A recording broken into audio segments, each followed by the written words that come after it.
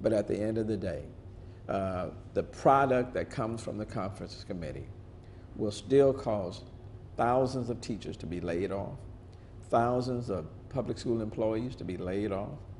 The formula funding for education for public schools is going to be woefully inadequate. The healthcare system in the state of Texas is going to be undermined. We're using the Article 2 Medicaid as a credit card to fund everything else, which means the next time we show up, that will be an emergency supplemental appropriation bill of anywhere between $4 to $5 billion just in Article 2 in health services alone. For people who talk about, people say they're opposed to deficit spending, don't want to use the rainy day fund, we are using Article 2, the healthcare article, as a rainy day fund, a rainy day credit card to pay for some of the other stuff. Now, how ironic can that be? Okay, so it's moving. It's going to be a very quick conference. I think the jury is still out whether or not, when we all finish, whether or not we in fact will finish during the regular session. The school financing plan is still up in the air. In the absence of a school, because we are not spending nearly what we need in public schools for public education, we are going to have to change the way, the formula, so to speak, to give money to our local districts, which means we have to reduce the funding mechanism. And when you reduce the funding mechanism, just because we have chosen not to spend what we need to spend, the quality of education, I believe, will be adversely affected. And not just for the people that are in our schools today, but for kids who are entering our public school system for years to come. In my view, it is a hostile attack on public education and on the school children in the state of Texas. And people should not be allowed to leave this session, hit the campaign trail, and argue that education is a top priority. Because I think you will see in this budget that it is not. We are compromising the educational quality of our children, and it's going to impact us down the road in terms of getting them ready to go to college, in terms of creating what I call a well-educated workforce in public education and in higher ed. We are not just trimming the budget, we are cutting literally at the core. On the healthcare side, we'll probably end up addressing the nursing homes at the expense of everybody else in the healthcare arena. So the infrastructure is being plowed up. And while we are doing that, we will be leaving anywhere between, I would say between $9 to $10 billion in the savings account in the rainy day fund. I don't understand the management. I don't understand how you do that. People say that, people in the state of Texas want smaller government. Well, they will have smaller government. They say people want us to spend fewer dollars. We will spend fewer dollars. But the cost I believe, will far exceed what Texans are asking for. And at the same time, we will protect companies and their interests. The franchise tax has underperformed since we put it in place since 2006. We're not touching that. There's a lot of resistance to speeding up the collection of 25% of the franchise tax because people say that would hurt businesses. I don't think we're going to do that. But people seem to have no problems laying off capable and qualified teachers, or furloughing teachers, or increasing the class size, irrespective of the impact on the quality of education for our children. They don't have any problems with reducing provider rates, making access to health care for our children worse than what it is. They don't have any problems with that. When you look at the makeup of the conference committee, it seems like we've got some healthcare leaders with Representative Zerwas and Senator Nelson, but when it comes to education, I didn't see any Representative Hochberg or any Senator Shapiro. Well, that's disappointing. Representative Hochberg, I think by anybody's estimation or opinion, whether you're Republican or Democrat, is a leading representative when it comes to education. That is his area of expertise. I think the response is the people of the state of Texas gave a supermajority and they put it in the hands of the Republicans.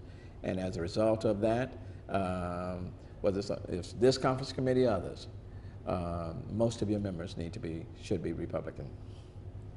You know, I just think that when you're dealing in a budgetary crisis, you need those who are best capable of addressing it front and at the center. It's disappointing. Dr. Zerwas, and I have a lot of respect for. I know where his heart is on education. I mean, on health and human services. But even Dr. Zerwas can only work with what's before him, and I know he'll do the very best he can in representing the House and in trying to meet many of those core needs. But all of us, you know, whether you got the best on the conference committee or not, the 10 of us will be constrained by the dollars that have been made available for us to work with. Unfortunately, the leadership, the governor, the lieutenant governor, the speaker, the leadership has decided that we are not going to work with the rainy day fund with the savings account. We are not going to correct the structural problems that are creating the deficit in large part. We're not going to do that.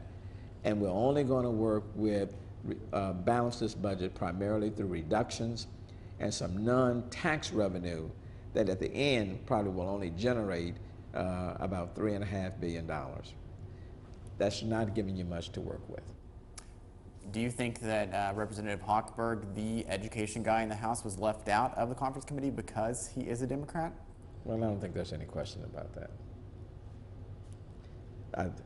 I don't think too many people would differ, you know. I think that's the reality. I'm the only Democrat that's there. And I think because Representative Hochberg is a D, he is not there. Is that going to hurt education? Well, you know, certainly his expertise is invaluable and you want it there. But even if Representative Hochberg is there, you know, I'm there. I'm under no false illusions. You know, you cannot make brick without straw. I'm there. If Representative Hochberg was there, without putting more into the pot to work with, you can't get more out of it. And so what's in the pot is very limited. And so you're only going to pour out what's there. And unless you put more in it, you're not going to get much out of it. Those are the realities. So irrespective of the personalities, you know, whether you're there or not there, if you're not going to use the rainy day fund, which we're not, at least it appears, if you're not going to create the structural financial deficit, and it appears that we are not, then the end result is pretty much predetermined, regardless of who's sitting at the table.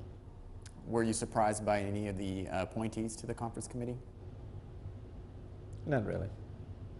Not really. You know, I respect them all. But my analysis and my reasoning would applies to them or if it was anybody else there.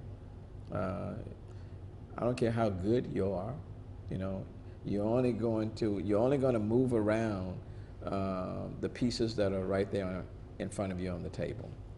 And if no one is going to add any more pieces, then the puzzle still is not going to get complete. And that's what's going to happen here.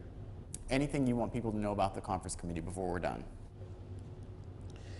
There are people in the state of Texas that believe that the conference committee is going to produce a better result than the bill that the Senate passed out or the bill that the House passed out. That's not the case. This conference committee is working to try to square the differences between the Senate and the House. If you conclude, as I have, that the Senate version, which is higher than the House, doesn't go far enough, then there's nothing that this conference committee is going to produce that's going to satisfy you. It's going to satisfy you.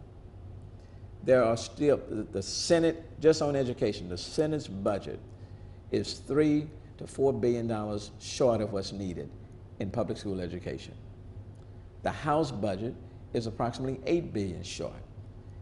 If you compromise between the two, then you're still going to have thousands of school teachers being laid off and public school employees affected, probably more kids in your classroom, teachers being furloughed, what they're making being reduced in order to stay as an employee, some schools being closed or consolidated, and the quality of education being adversely affected. So I hope that people won't say, okay, let's wait and see what the conference committee will produce. I am saying, what I am saying to business leaders and others across this state is that take a look at the Senate's bill. If you don't like it, if you don't think it's enough, it's not going to get any better in this conference committee. In fact, there will be a compromise between the two. If you look at the House bill and if you don't like it, we will probably add, let's say $3.5 billion to it, but that's pretty much what you're going to get.